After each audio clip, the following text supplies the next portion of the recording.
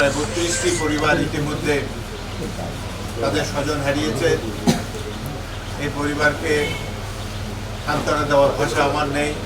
আল্লাহর কাছে কামনা করি আল্লাহ যেন এই কোমলমতি শিশুদেরকে সবাইকে জান্নাত করেন, তাদেরকে যেন শহীদি দরজা দেন এবং এই পরিবার শোক সন্তপ্ত পরিবার সমূহ এই শোক সহ্য করার তৌফিক যেন আল্লাহ তাদের দেন।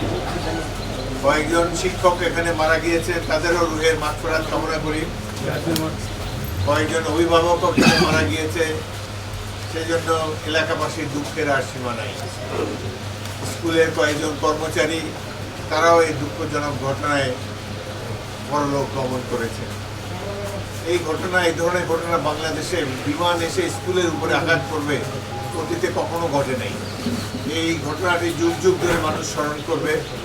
এর অন্তর্নিহিত কারো কোনো গাফলতি ছিল কিনা সেগুলো আর আজকে আমরা এখানে যেতে চাই না।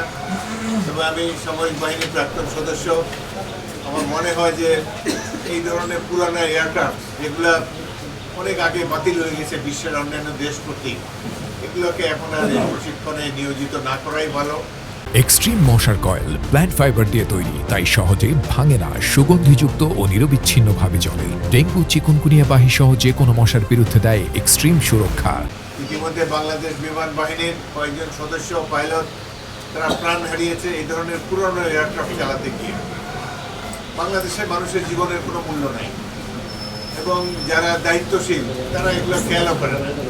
এতদিন যারা আগে রাষ্ট্র ক্ষমতায় ছিল তারা পয়সা কামাতেই ব্যস্ত ছিল, লুণ্ঠন কাজে ব্যস্ত ছিল, কিভাবে বিরোধী দলসমূহকে দমন করা যায়, হত্যা, গুম, কিভাবে এই সমস্ত অত্যাচারের মাধ্যমে ভোট রিগিং করে নিজেদের শাসনকালকে প্রলম্বিত করা যায়, এটাই ছিল তাদের চিন্তা। দেশে যদি গণতন্ত্র থাকতো গত 16 বছর, তাহলে হয়তো এতগুলো মানুষ অকালে প্রাণ হারাতো না। আমাদেরও নির্বাচিত প্রতিনিধিদেরও দেখার সুযোগ হতো কেন এই ধরনের মর্মান্তিক অ্যাক্সিডেন্টগুলো ঘটে।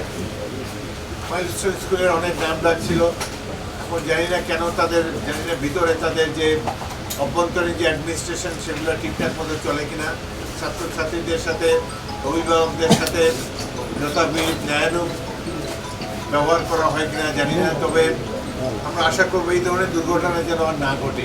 বিমান বাহিনীর যারা কর্মকর্তা আছে তাদেরকে অনুরোধ করবো তারা যেন মেনটেন্যান্স ঠিক মতো করে, এই ধরনের পুরানো এয়ারক্রাফট বাদ দিয়ে আধুনিক এয়ারক্রাফট সংখ্যা কম হোক তবুও আধুনিক এয়ারক্রাফট কিনে প্রশিক্ষণের ব্যবস্থা করুক।